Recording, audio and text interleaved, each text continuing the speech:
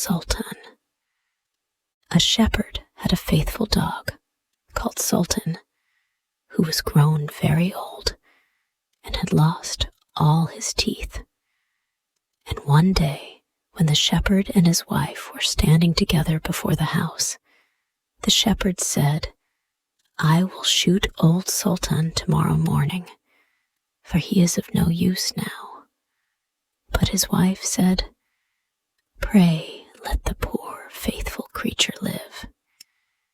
He has served us well a great many years, and we ought to give him a livelihood for the rest of his days." "But what can we do with him?" said the shepherd. "He has not a tooth in his head, and the thieves don't care for him at all. To be sure, he has served us, but then he did it to earn his livelihood. Tomorrow shall be his last day. Depend upon it."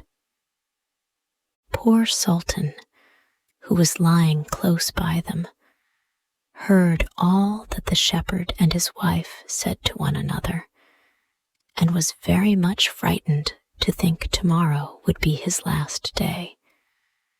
So in the evening he went to his good friend the wolf, who lived in the wood, and told him all his sorrows, and how his master meant to kill him in the morning. "Make yourself easy," said the wolf. "I will give you some good advice. Your master, you know, goes out every morning very early with his wife into the field, and they take their little child with them and lay it down behind the hedge in the shade while they are at work.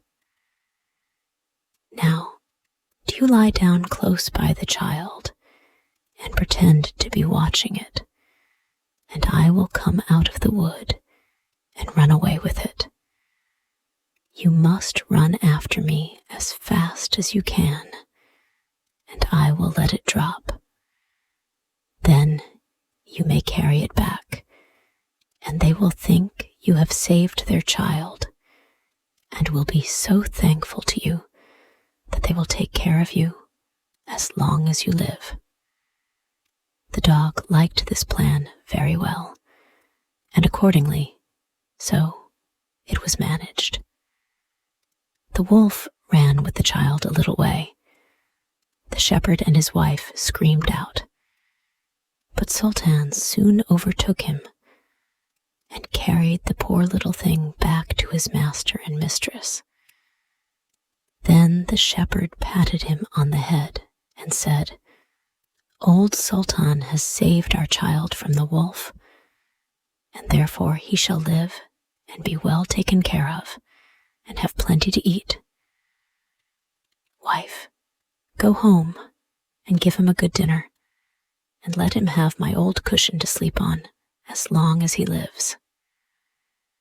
So from this time forward, Sultan had all that he could wish for.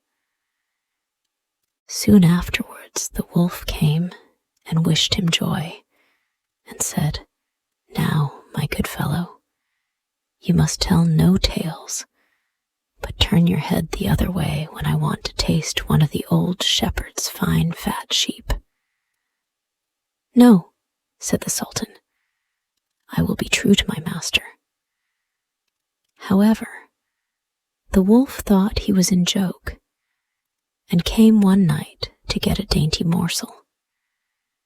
But Sultan had told his master what the wolf meant to do, so he laid wait for him behind the barn door. And when the wolf was busy looking out for a good fat sheep, he had a stout cudgel laid about his back that combed his locks for him finely. Then the wolf was very angry and called Sultan an old rogue, and swore he would have his revenge. So the next morning the wolf sent the boar to challenge Sultan to come into the wood to fight the matter. Now Sultan had nobody he could ask to be his second but the shepherd's old three-legged cat. So he took her with him, and as the poor thing limped along with some trouble, she stuck up her tail straight in the air. The wolf and the wild boar were first on the ground, and when they espied their enemies coming and saw the cat's long tail standing straight in the air, they thought she was carrying a sword for Sultan to fight with.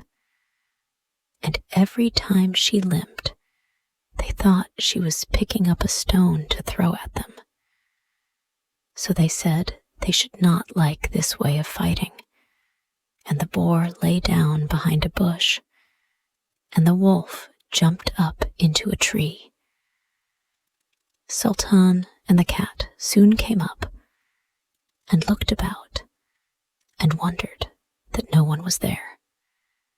The boar, however, had not quite hidden himself, for his ears stuck out of the bush.